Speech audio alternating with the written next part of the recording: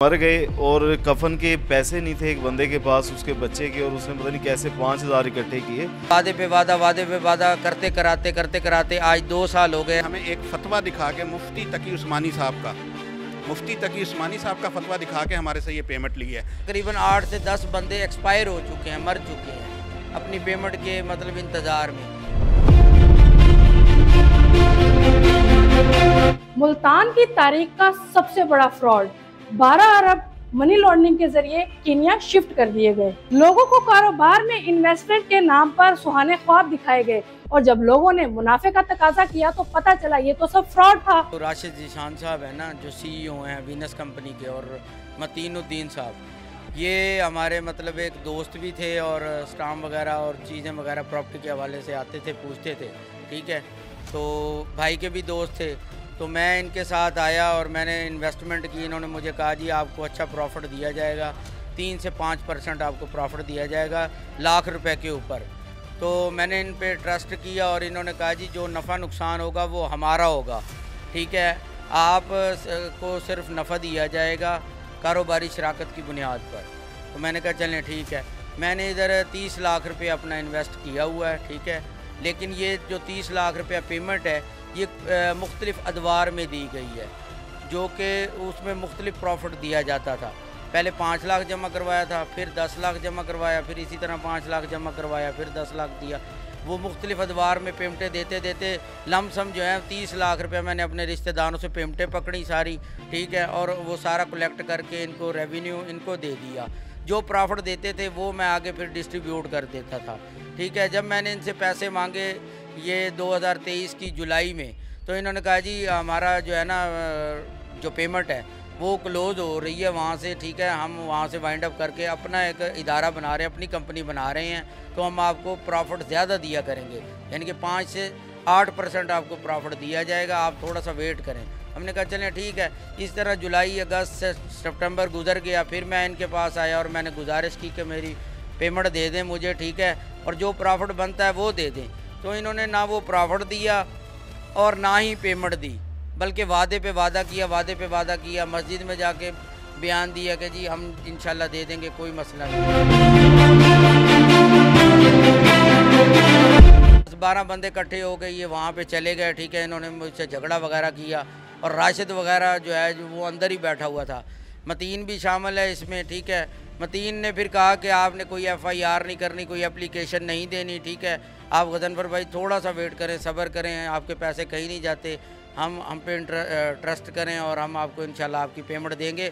और विदाउट, यानी कि ये नहीं है कि पेमेंट मिलेगी, आपको साथ प्रॉफिट भी दिया जाएगा, जो भी जितने भी माह का प्रॉफिट है 8-9 माह का, वो आपको प्रॉफिट भी दिया जाएगा। राशिद जीशान है, मतीनुद्दीन है, ठीक है, सज्जाद है, कारी साबर है, ये 4-5 बंदे जो हैं मेन है। इधर यासर भी होता था, ठीक है, स्टॉक मार्केट में, ये साथ पाकिस्तान स्टॉक मार्केट का काम किया करते थे, ठीक है।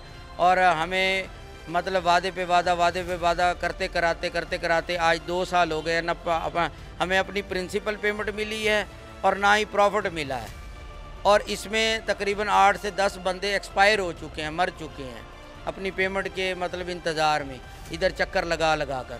ये ज़िले इंतज़ामिया है या जो भी बड़े इदारे हैं, उनसे यही गुजारिश है डायरेक्टर साहिबान से कि ये इस पे जल्द फोकस किया जाए और इनको जल्द गिरफ़्तार किया जाए और हमारी पेमेंट हमें लौटाई जाए।